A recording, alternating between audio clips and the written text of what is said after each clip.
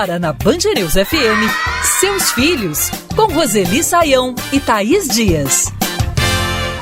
Me dizem que é limite aquilo que preciso. Quando eu saio da linha, eu já sei, lá vem castigo. Castigo! Dizer não, colocar de castigo, fazer combinados. Como dar limites aos jovens? Não é tarefa fácil, a gente já antecipa. Mas educar exige persistência e uma dose também de criatividade. Há quem diga que hoje em dia é mais difícil estabelecer esses limites, que as relações estariam mais conflituosas entre pais e filhos. Ok, ao longo das últimas gerações, os relacionamentos sofreram algumas mudanças significativas. Por exemplo, uma pesquisa da Universidade de Cornell, nos Estados Unidos, aponta que a maioria dos pais da atualidade dedicam mais tempo e dinheiro para os filhos do que faziam na década de 60. Por outro lado, o diferencial é que a dedicação é focada nas expectativas dos pais em relação mais ao sucesso das crianças do que na formação do indivíduo. A tal culpa também parece estar mais presente no dia a dia desses pais.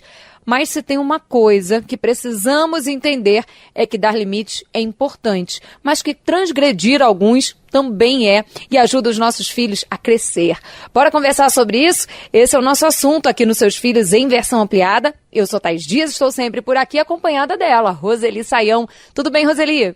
Tudo bem, Thaís? Palavra de ouvinte. Hora de ouvir o Fabrício Marçal. Eu tenho um exemplo prático que eu já tive com meu filho. Eu já disse não para ele, onde ele começou a chorar. E era perceptível que ele tinha entendido que ele não poderia fazer aquilo que ele queria. E realmente a gente tem um certo sentimento de dó. Eu não diria culpa, mas dó, né? E a gente fica com um certo receio também de não ser um bom pai ou uma boa mãe. Temos os exemplos dos nossos pais, que muitas vezes a gente entende que algumas coisas são negativas, mas mesmo assim todos os dias é um desafio. Ele não quis usar a palavra culpa, Roseli, mas essa tal dó ali e essa angústia ali para colocar esses limites deixou claro um pouquinho de culpa assim. E aí, Roseli, como lidar, né, com essa contradição? Eu preciso colocar o limite, mas eu sinto uma culpa danada por isso. Pois é, você citou a pesquisa realizada na Universidade de Cornell, e é verdade, né? Os pais hoje, além de quererem, como apontou a pesquisa, buscar o sucesso dos filhos na vida, né? Eles querem também ter o amor incondicional dos filhos. É uma questão da atualidade essa. E olha, quando a gente diz não para o filho, ele não gosta, ele fica contrariado, ele reage. E pronto, é o suficiente para o pai, para a mãe ficarem amolecidos, porque parece que daí o filho não os ama. Mas é preciso estabelecer os limites, porque a vida é assim, né? A vida é repleta de limites. Pronto, falei. Hora de ouvir a Alexandra Santos. Tem certos momentos que a minha filha não me obedece, não acata as ordens e as regras que eu imponho dentro de casa. E para evitar esse tipo de comportamento dentro da minha casa e na casa de família, dos nossos amigos e parentes próximos, eu acabo colocando ela de castigo. A forma do meu castigo é privar dela ter acesso a objetos e brinquedos que ela gosta, por exemplo, a televisão, o tablet, boneca. Roseli, como dar limite? Eu sei que não é uma pergunta fácil, mas ajuda a gente, vai? Pois é, Thaís. A grande questão dos limites, dos comandos que os pais dão, das ordens, né? É que eles acham que o filho precisa obedecer sempre. Não, não. Vamos pensar num jogo de um esporte qualquer, todo jogo tem limites. Os jogadores conhecem muito bem as regras do jogo, as penalidades quando transgride alguma regra, mas mesmo assim eles transgridem. Faz parte, né? Onde há regra, há transgressão. Onde há comando, há desobediência. Então é preciso lembrar o que você chamou atenção no início. É preciso paciência e persistência, porque é durante o desenvolvimento que a criança vai aprendendo. Agora, eu não posso deixar de comentar o castigo que ela falou que e dar para a filha, né? Tirar as coisas que a criança gosta, só faz a criança sofrer e, às vezes, dá uma consequência oposta à pretendida pela mãe quando dá o castigo. Então vamos com calma, gente. Eu não sei se castigo cai bem aí. Na minha opinião...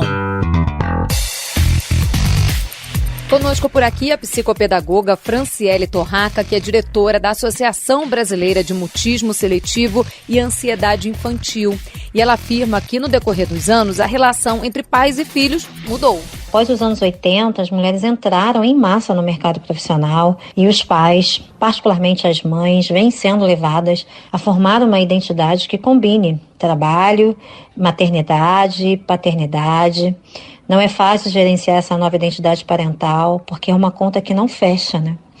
Os pais ficam boa parte do tempo fora de casa e as crianças numa educação secundária e muitas vezes até terciária. E o pior, muitas abduzidas no mundo virtual, sem o devido monitoramento. E como fazer, Roseli, essa equação fechar? Pois é, Thaís. Além de tudo que a gente já sabe, né, e já ouviu aqui no começo do programa, tem uma questão muito importante que a gente não pode esquecer. Os adultos estão com uma dificuldade muito grande de manter relacionamentos afetivos.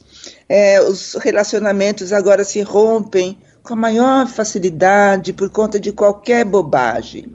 E é difícil, quase impossível, eu diria, viver sem vínculos afetivos duráveis.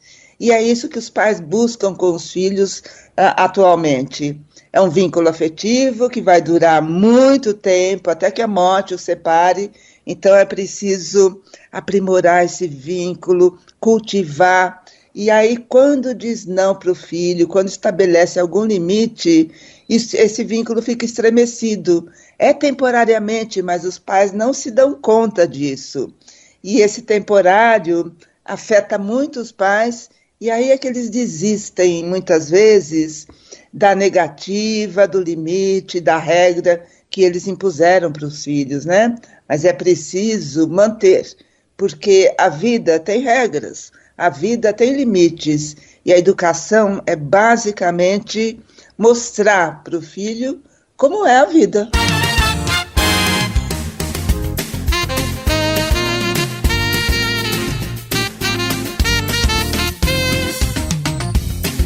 Esse é o Seus Filhos em versão ampliada e continuamos por aqui a falar sobre como estabelecer limites na hora de educar os filhos.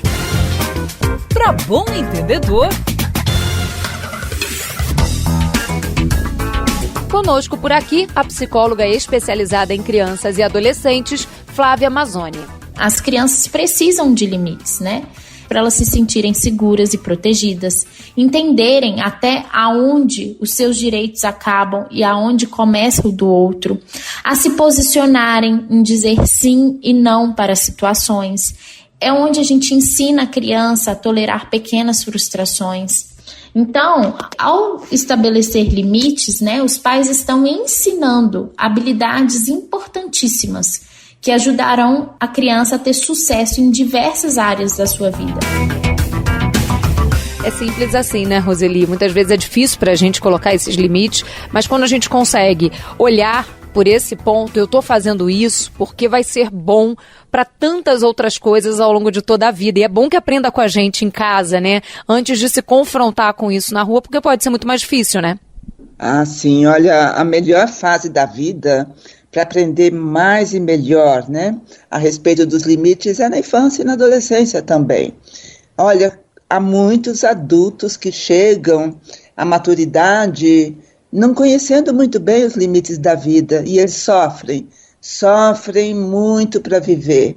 Então é muito importante que os pais não arredem pé desse ato educativo que é apontar aos filhos o que pode, o que não pode, o que deve, o que não deve, e ensinar a obediência, não a obediência cega, mas o princípio da obediência. As crianças, principalmente, precisam aprender a quem devem obedecer, porque não é a todo mundo. Vamos navegar! E tem dicas chegando sobre esse assunto. Qual é a indicação que você traz hoje pra gente, Roseli? Hoje eu vou indicar um blog, é blog.psicologiaviva.com.br. E o título do artigo é A Importância dos Limites para o Desenvolvimento Infantil. É um artigo bem interessante, é um artigo que exige até um tempinho para ler, não é muito curto, mas vai colaborar muito para os pais entenderem melhor essa questão dos limites na vida das crianças, principalmente. Então vou repetir, blog.psicologiaviva.com.br e repete pra gente, por favor, Roseli, também o artigo que você indicou. A importância dos limites para o desenvolvimento infantil.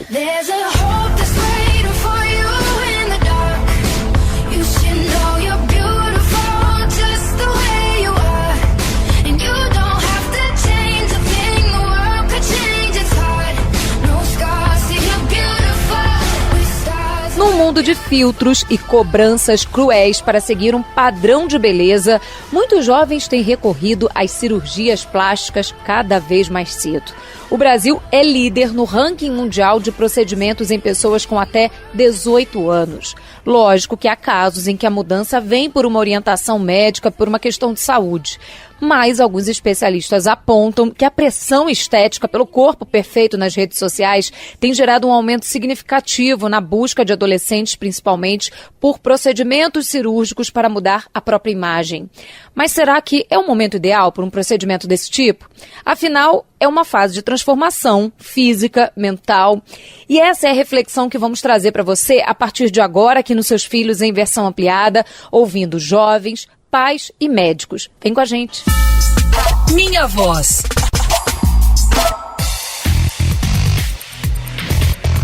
Uma jovem que hoje tem 21 anos fez uma cirurgia plástica aos 16 e divide conosco os detalhes da sua experiência. Eu fiz a minha rinoplastia, era algo que me incomodava no meu rosto. Tive a oportunidade e preferi fazer logo. E não me arrependo. Acho que foi uma escolha acertada na época e gostei do resultado também. Roseli, você sente esse impacto realmente de uma rede social com muitos filtros, com padrões de beleza superestimados, influenciando diretamente nesse desejo, né, de se transformar e na distorção dessa autoimagem? Muito, Thaís. Os adolescentes sempre passaram por essa pressão a respeito da aparência, né?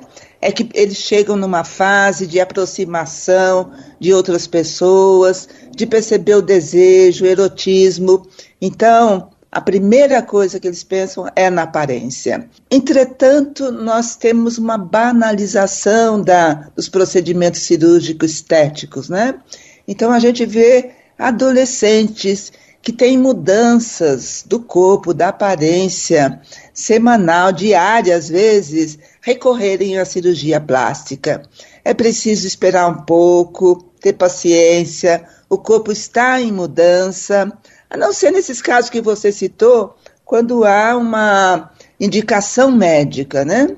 Muitos jovens precisam fazer uma cirurgia, ou porque tem algum peso excessivo no seio, por exemplo, e isso afeta a coluna e tudo mais. Mas não são muitos esses casos, são poucos. Então é preciso ir com calma. As redes sociais realmente pressionam muito mais e os pais precisam estar junto conversando com os filhos para que eles não abusem, né, dessa busca desenfreada de uma aparência determinada. Pronto, falei. Por aqui agora, a Gisele, que é mãe de uma adolescente que fez uma mamoplastia aos 14 anos, e ela explica pra gente como foi essa decisão da família para autorizar a cirurgia plástica. Quando a Tainá tinha 11 para 12 anos, a gente viu que começou a aumentar. E foi aumentando. Aí quando ela tinha 14 para 15, a gente viu que ia dar problema na coluna dela, porque estava muito grande, mas muito grande mesmo. Então foi quando a gente procurou o médico. Aí o médico falou que sim, que ela poderia fazer. Na idade dela era mais fácil fazer, porque a recuperação é melhor. Também por aqui, outra mãe, essa que pediu para não ser identificada, falando sobre a autorização para que o filho de 10 anos fizesse uma cirurgia plástica na orelha. O meu filho a fazer uma cirurgia estética para correção da orelha de abano. E a gente autorizou e realmente a cirurgia foi um sucesso e melhorou incrivelmente a autoestima dele. Uma vez feita a cirurgia, realmente valeu a pena.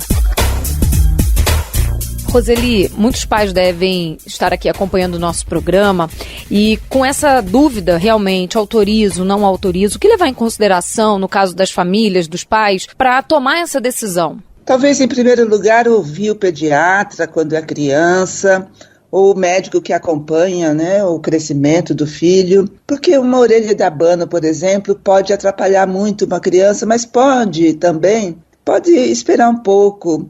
Então, a gente comentou agora há pouco da pressão que os adolescentes sofrem a respeito da aparência. Os pais sofrem a mesma pressão em relação aos filhos, né? É preciso um pouco de maturidade para ensinar o filho a ter paciência, a entender quem é ele, qual a sua aparência e que mais tarde, se for necessário, ele pode fazer uma cirurgia. Então, não é uma decisão muito simples, porque parece, né, que fazer uma cirurgia dessas numa criança ou no início da adolescência pode ajudar muito, mas pode não ajudar e poderia ser diferente. Então é preciso que os pais tenham muita calma, muita paciência, porque a grande questão, Thaís, é que essas crianças e adolescentes sofrem bullying na escola por conta dessa aparência. E aí é preciso conversar com a escola para que a escola entenda que cabe a ela fazer um trabalho contra o bullying entre os seus alunos. Palavra de ouvinte. Conosco aqui, uma outra mãe que também pediu para não ser identificada e tem 2 filhas adolescentes e ambas querem colocar uma prótese de silicone desde os 15 anos. Eu fui irredutível em não aceitar que fizessem nessa fase, porque elas estão ainda em fase de crescimento, né? Muita coisa pode mudar, amadurecimento delas. Conversar resolve nesse caso? Trazer alguns filmes, trazer algumas séries, reportagens de jornal, podem ajudar esse adolescente, né, a entender um pouco mais de que eles estão num período de transformação e que essa decisão, por exemplo, de colocar uma prótese pode continuar depois de um certo tempo e que isso pode acontecer, ou eles podem mudar completamente, né, a visão que tem de si mesmo e decidirem não fazer uma cirurgia. Nesse caso, usar esses artifícios para trazer essa conversa para casa tem um papel importante? Muito importante, Thaís. E hoje nós temos muitos filmes e séries que tratam dessa questão, né? Aliás, eu achei esse depoimento de muito bom senso. É preciso indicar a eles, o tempo muda a moda. Então, há um tempo em que a moda é grandes seios, e aí muita gente foi colocar prótese de silicone nos seios, e agora muita gente tirando porque a moda mudou. A expectativa em relação à aparência do corpo feminino hoje é um pouco diferente da de 10 anos atrás. Então é preciso, sim, pegar um bom motivo que vai ajudar essa conversa. Pode ser filme, pode ser artigo que sai a respeito de cirurgias plásticas. Isso ajuda muito, porque aí não se trata de a mãe falar para a filha a respeito da ansiedade dela em relação à sua aparência, mas de discutir o comportamento ou os problemas de um protagonista, que é um outro. Isso facilita muito, Thaís. Vamos navegar! E diante disso, Roseli, qual é a indicação que você traz pra gente? Eu trago a indicação de uma série que está na Netflix. O título é Minha Identidade é a Beleza de Gangnam. E trata justamente da questão de uma garota adolescente que sofre com bullying por conta da aparência, decide fazer uma cirurgia plástica, faz, e à medida que ela vai vivendo, ela vai percebendo que os problemas dela continuam. Ou seja, a cirurgia não resolve algumas questões da vida, não.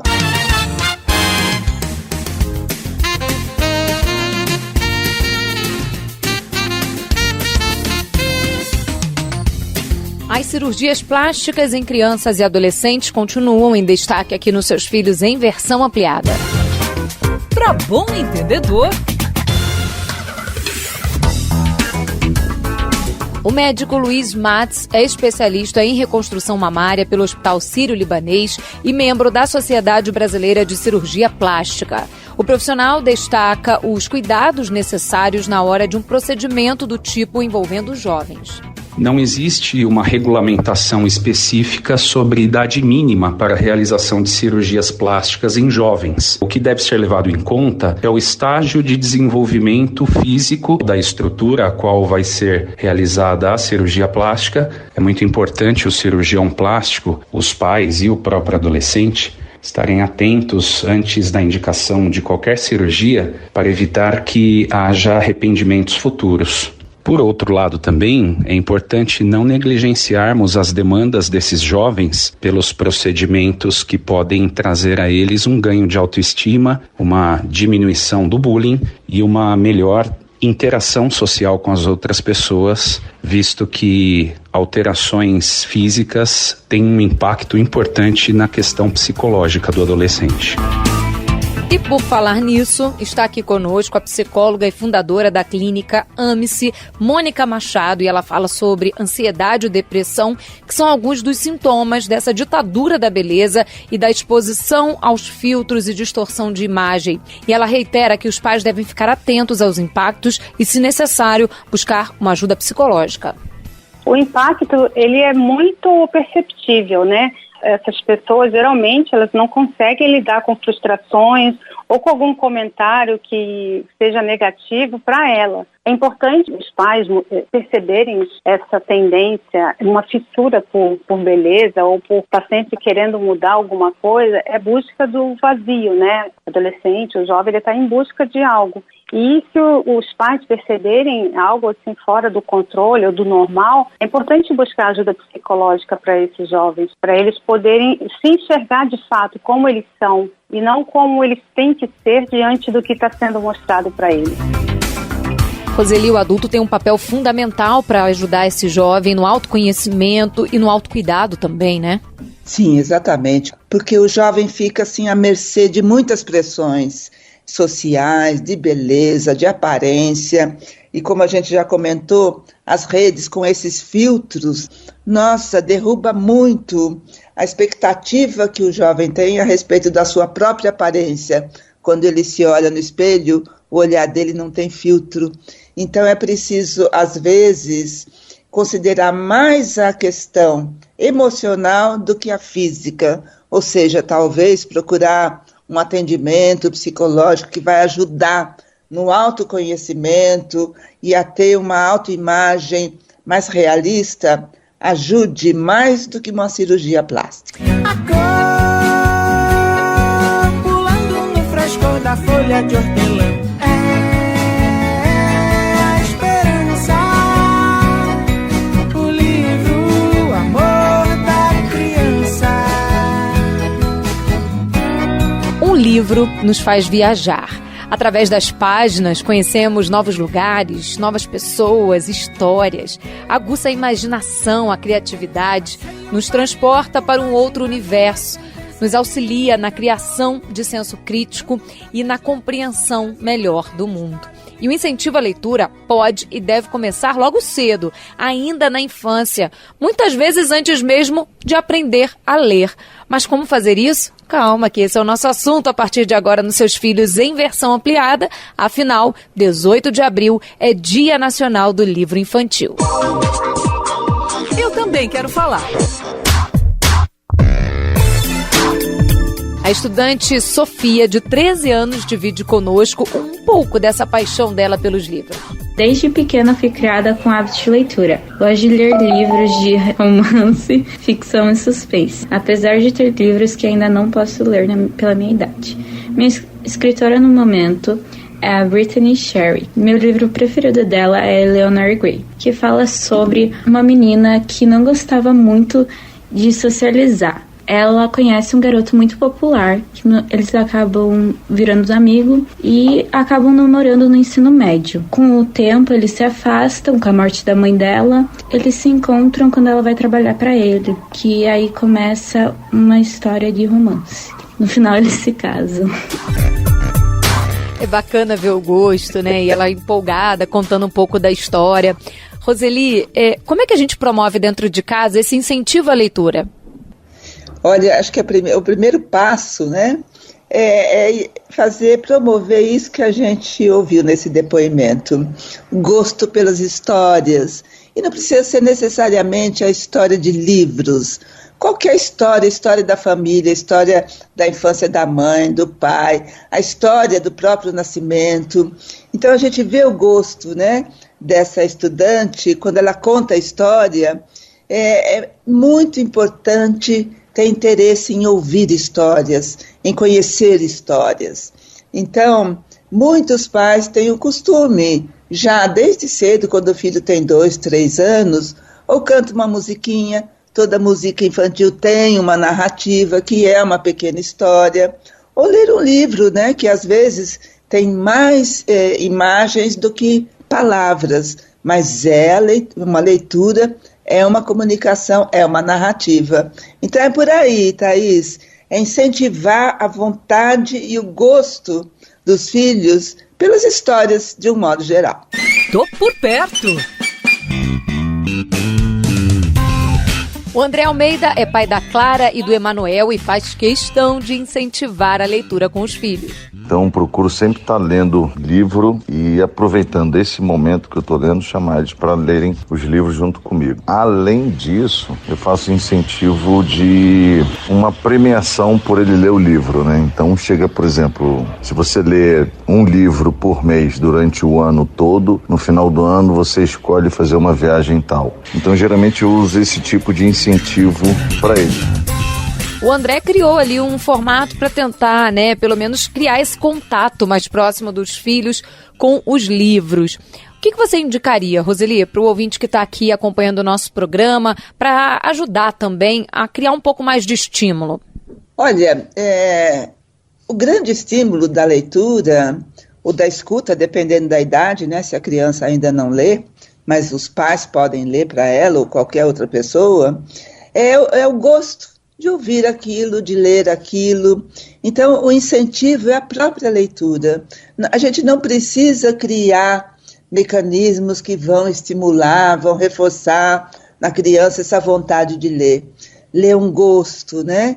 E como você citou logo no início da nossa conversa, faz a gente enxergar melhor o mundo, enxergar melhor a gente mesmo e os outros, faz a gente conhecer países que talvez a gente nunca consiga ir de fato, né, na realidade.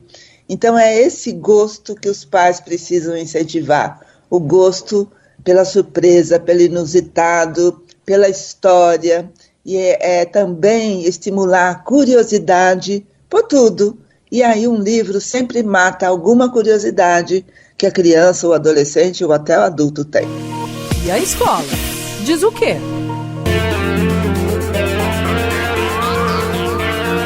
Por aqui agora, a coordenadora pedagógica Everdene Dias, ela afirma que é de extrema importância que o incentivo à leitura seja feito desde os primeiros anos de vida da criança. Na fase da infância, as crianças elas desenvolvem, né, a concentração, a memória, o raciocínio, a compreensão, além de estimular a linguagem oral, né, e ampliar a capacidade criativa. Então, assim, é necessário que a criança tenha esse contato com o livro infantil, com a leitura.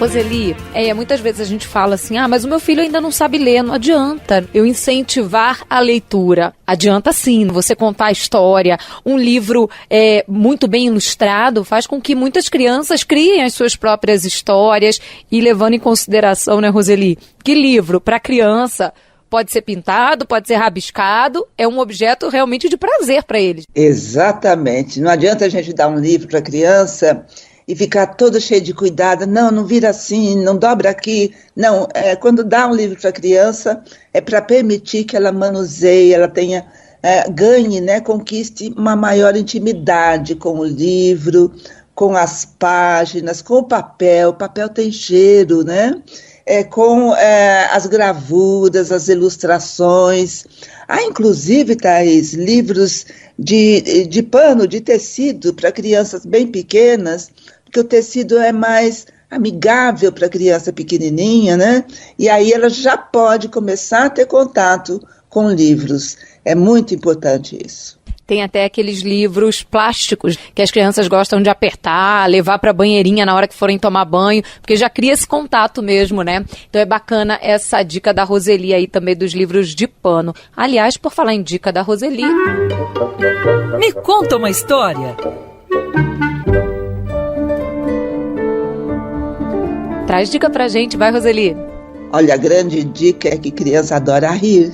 E olha, um livro que faça rir a criança, se ela não sabe ler, o pai ou a mãe lê e todos vão rir junto, é esse cujo título é Quem Soltou o Pum?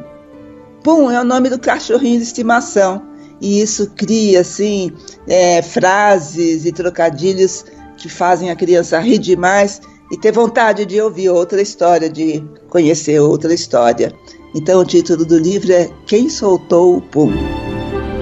Lá em casa fez um baita de um sucesso esse livro, Roseli, se divertem mesmo. Vale a pena aí você aproveitar com a criançada esse momento e se divertir junto também.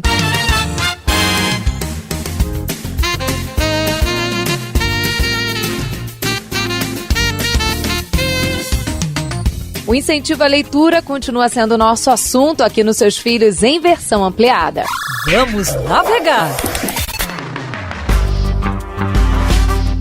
Conosco por aqui, o Marcos Magalhães, que é pai da Helena, de 14 anos, e ele conta que a menina prefere ler por dispositivos eletrônicos. Ela prefere, obviamente, fazer leitura através da internet. Eu converso muito com ela sobre essas questões, tento mostrar para ela a importância da educação, da leitura. Roseli, é importante, né, levar em consideração não só o respeito ao gosto literário, né, ao estilo literário preferido por esse jovem, mas também o formato em que ele vai ler, porque muitos optam realmente por um dispositivo eletrônico na hora de começar essa leitura. O que você traria para a gente de análise nesse sentido? Sempre é bom a gente incentivar o livro, né, o livro concreto, que tem feito de papel, que o jovem adolescente, no caso, né, da filha do Marcos, pode virar a página, ter contato, ter o tato, né, com o livro. Mas nada impede que eles gostem de ler nesses aparelhos eletrônicos. Leitura é leitura. Aliás, há muitos livros que tem em papel e digitalizado. Não há problema algum. Agora, eu preciso lembrar de uma questão. Se os pais nunca são vistos pelos filhos com um livro, lendo, pageando, aí vai ser difícil incentivar o gosto pela leitura nos filhos. E se você ficou com alguma dúvida em relação a esse assunto, se quiser compartilhar uma experiência, mande para cá sua mensagem. seusfilhos@bandnewsfm.com.br. Pelas redes sociais, @Thaís B. Dias, Thaís com H, ou @Roseli Saião, Roseli com Y, Saião também. Se quiser ouvir o nosso programa mais uma vez, é só entrar no site da Rádio Band News FM, procurar Seus Filhos na aba de colunistas, e aí é só dar o play e pode compartilhar à vontade também. Quero agradecer muito a produção nesse programa da Luana Pereira e da Isabela Mota e a sonorização do José Antônio de Araújo. Mas agradeço também, e aqui a gente manda aquele carinho especial para os nossos ouvintes que diariamente acompanham a gente aqui na Band News FM, e um beijo especial para ela, minha companheira Roseli Saião. Beijo, Roseli, até semana que vem. Até semana que vem, Thaís, um grande beijo, muito carinho para os nossos ouvintes, são eles que sustentam a nossa vontade de fazer nosso programa. E continue ligado, porque os Seus Filhos você só ouve aqui na Band News FM.